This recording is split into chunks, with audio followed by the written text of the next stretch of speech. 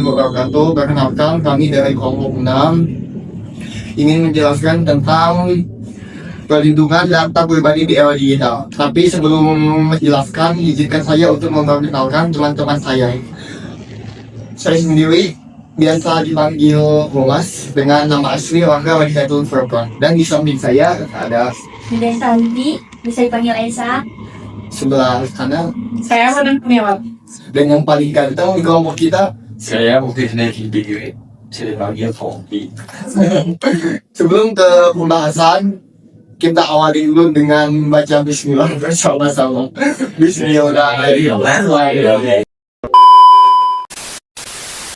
Nah, kalian pernah gak sih kepikiran sebenarnya data pribadi kita itu kemana sih?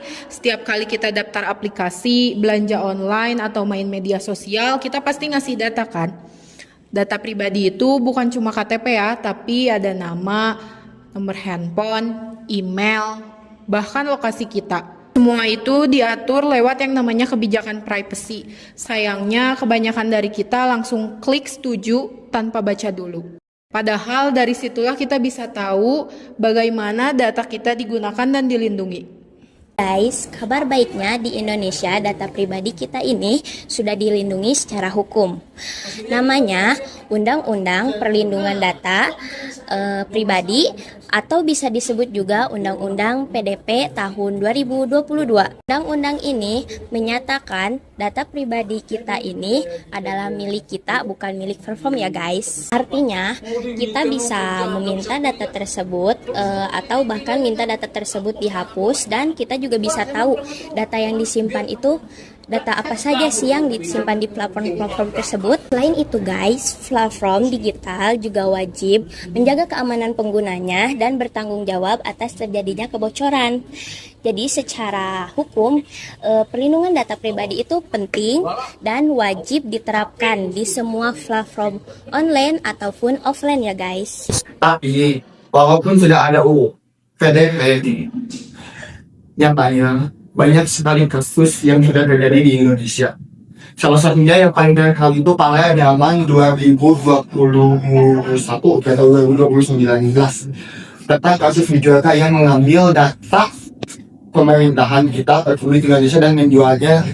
Gak tahu ya, itu kalau kelanjutan kasus itu akan dijual benar atau enggak. Itu adalah salah satu kejahatan cyber tentang perlindungan sosial media, dan itu adalah dampak negatifnya. Ada juga dampak positifnya. Salah satunya dampak positif itu kalau dalam penjualan itu jadi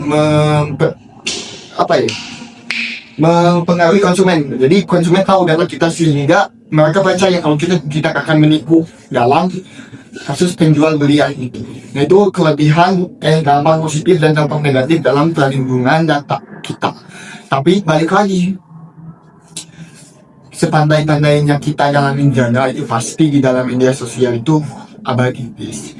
Banyak juga foto-foto lama yang harusnya kita udah hapus gitu, tapi masih ada. Dan coba kalian pikir kemana foto-foto kita yang udah kita hapus itu kemana? Terus apa sih hal yang harus kita lakukan untuk melindungi data pribadi kita?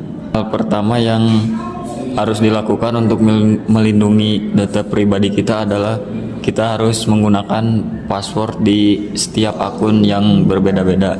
Aktifkan juga verifikasi 2 langkah supaya akun lebih aman, dan jangan sembarangan ngeklik link dari orang yang kita gak kenal. Simpulannya adalah di era sekarang ini data diri pribadi kita sangat berharga. Yuk jaga data pribadi kita sekarang.